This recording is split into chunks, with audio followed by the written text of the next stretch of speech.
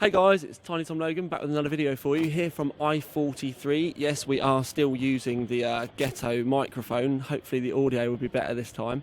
As many of you are aware, I'm here with CM Storm for the weekend.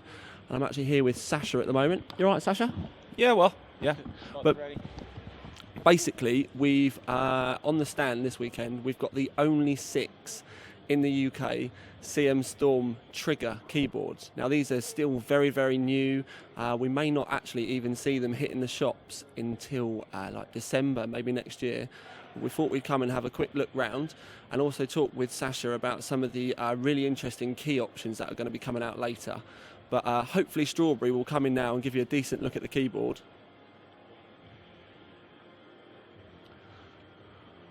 Right, this is the trigger.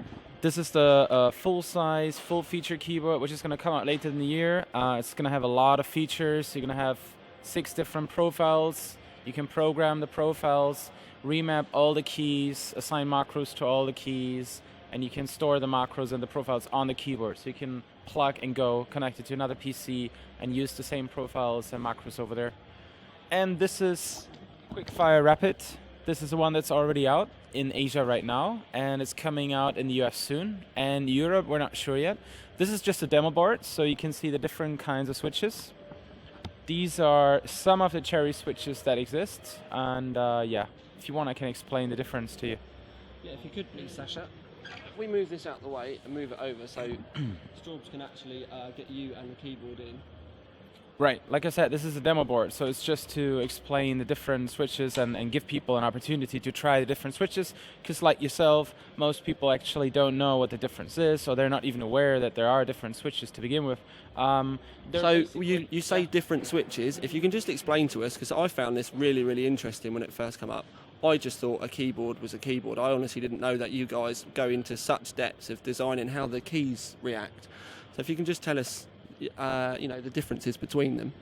Well, of course, we want the keyboard to be perfect, and that's actually one of the things for everybody. It's different. It's a lot about personal preference and what game you play as well. So we're trying to push different versions of the same keyboard with different switches.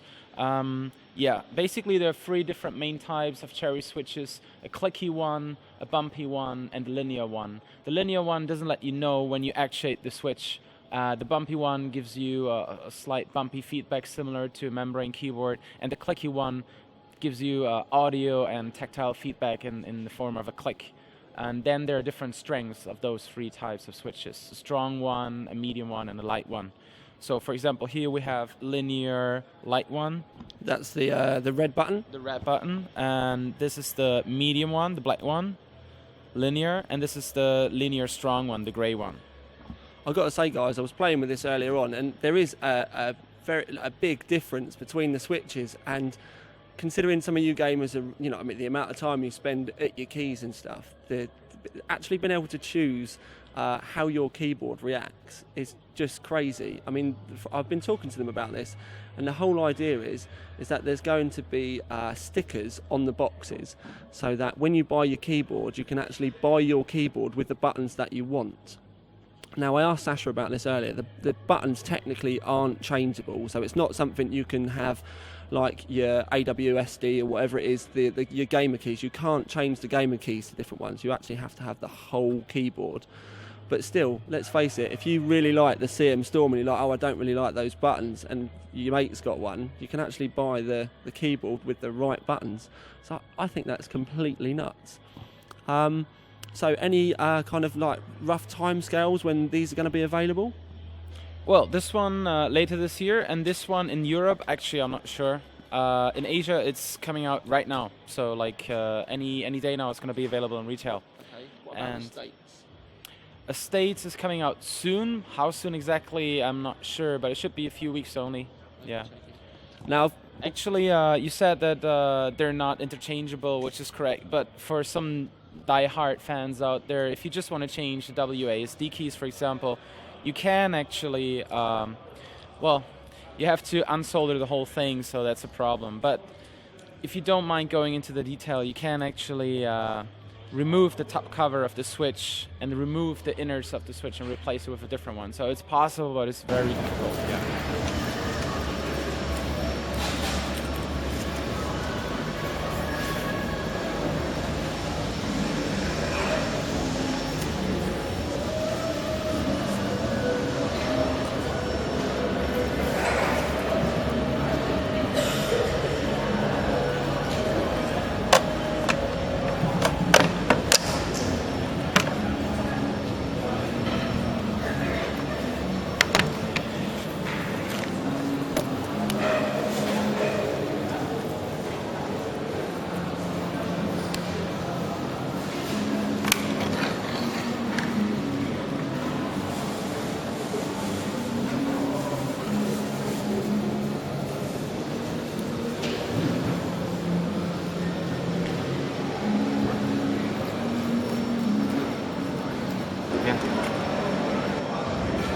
This is all to give him more strength.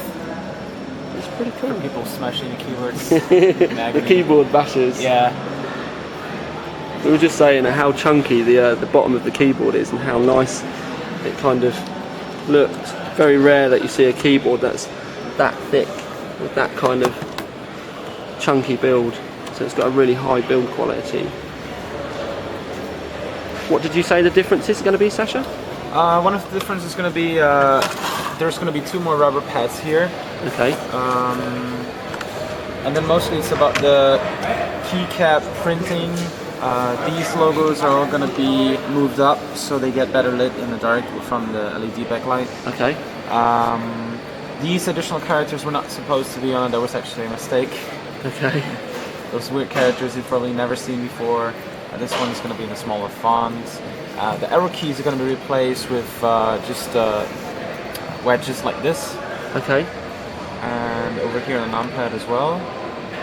And yeah, there's going to be some small changes to the A. The A is not that clear. It looks a bit like the international sign for camping. And the it looks like a Star Trek font. Yeah. And the S and 5 are pretty similar, if you can see it here. They've both been changed a little bit. Yeah, some other small modification to keys to improve the layout a little bit. Cool beans. And I've got to say, guys, the trigger has been getting used on the stand all weekend, and we've had nothing but good feedback about it. People are actually really enjoying using it, and it's actually really nice now because you've got the whole CM Storm range on the stand because they've got the Sentinel mouse, we've got the new Cirrus headset, now the keyboards there as well with the Storm Enforcer. It's just the whole CM Storm brand there. So technically, if you are a die-hard fan, you can have CM Storm everything now. And I actually really like this keyboard. I'm really surprised. It's really good for gaming, but we've been doing a bit of typing on it as well. And I think I could actually put up with it. I honestly do think I can use it. But with the chunky feel and everything on it as well, it's very gamer orientated, and obviously that's what CM Storm are about anyway. But anyway, thank you very much, Sasha. It's been... Sure. You're welcome. Thank you very much. Anyway, guys, check back soon because there is going to be a lot more videos today. We've got a fair bit more to get done and get covered. Also, we're going to be doing the rebuild later on. But for now, at least, this is Tiny Tom Logan and Sasha from CM Storm out.